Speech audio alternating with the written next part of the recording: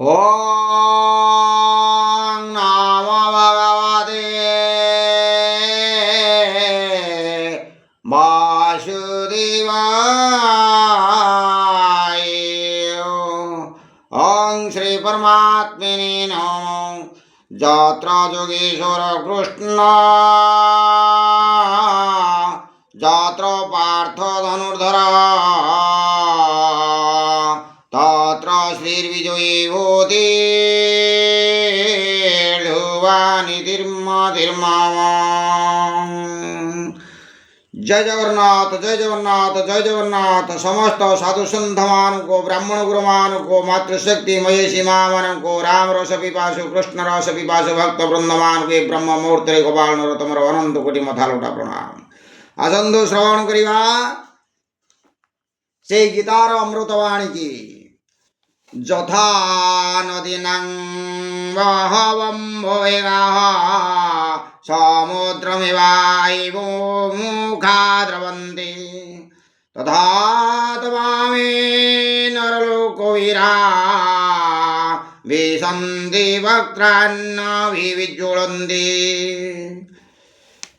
नदीमानଙ୍କର ଜଳରାଶିର ବହୁ ପ୍ରବାହ ଯେପରି ସ୍ୱଭାବତଃ ସମୁଦ୍ର ଅଭିମୁଖରେ ହିଁ ଧାବମାନ ହୋଇ ସମୁଦ୍ରରେ ପ୍ରବେଶ କରନ୍ତି, ନରଲୋକର ସେହି ସବୁ ବୀରମାନେ ମଧ୍ୟ ଠିକ୍ ସେହିପରି ଆପଣଙ୍କ ପ୍ରଜ୍ୱଳିତ ମୁଖମାନଙ୍କରେ ପ୍ରବେଶ କରୁଛନ୍ତି।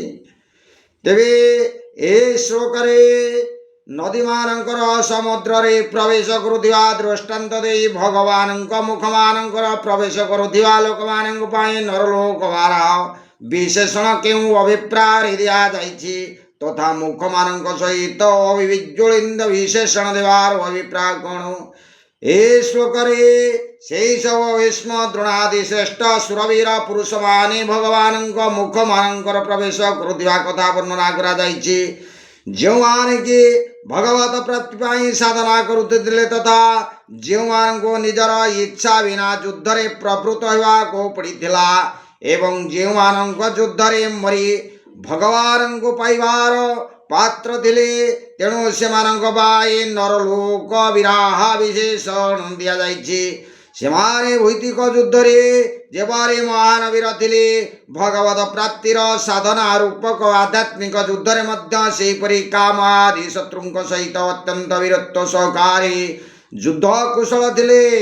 ଆଉ ଭଗବାନଙ୍କ ମୁଖରେ ସେମାନଙ୍କର ପ୍ରବେଶକୁ ନଦୀ ଓ ସମୁଦ୍ରର ଦୃଷ୍ଟାନ୍ତ ଦେଇ ଅର୍ଜୁନ ଜଣାଉଛନ୍ତି। ନଦୀମାନଙ୍କର ଜଳରାଶି ଯେପରି ସ୍ୱଭାବତଃ ସମୁଦ୍ର ଅଭିମୁଖରେ ଧାବିତ ହୁଏ ଓ ପରିଶେଷରେ ନିଜର ନାମ ରୂପ ତ୍ୟାଗ କରି ସମୁଦ୍ର ହିଁ ହୋଇଯାଏ, ସେହିପରି ଉକ୍ତ ସୁରବୀର ଭକ୍ତଜନମାନେ ମଧ୍ୟ ଆପଣଙ୍କ ଅଭିମୁଖରେ ଧାଇଁଛନ୍ତି ଓ ଆପଣଙ୍କ ଭିତରେ ଅଭିନ୍ନ ଭାବରେ ପ୍ରବେଶ କରୁଛନ୍ତି, ଅର୍ଥାତ୍ ଆପଣଙ୍କ ସହିତ ଏକ ହୋଇଯାଉଛନ୍ତି।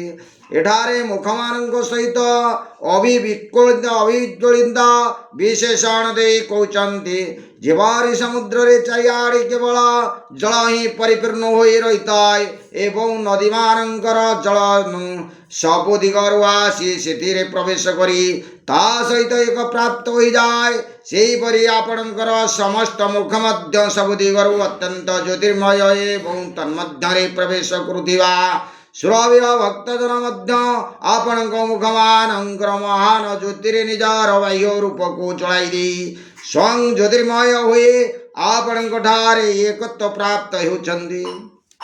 ଜୟ ଶ୍ରୀକୃଷ୍ଣ ଗୋବିନ୍ଦ ହରି ମୁରାରି ନାଥ ନାରାୟଣ ବାସୁଦେବ।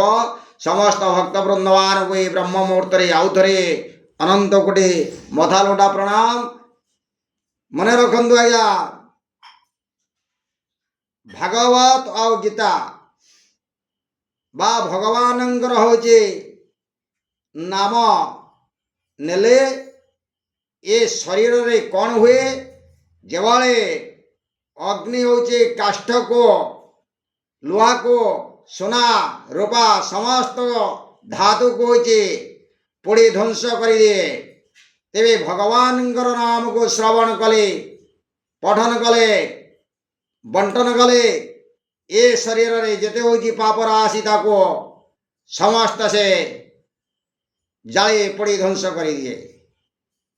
ଆଉ ଥରେ ପ୍ରଣାମ।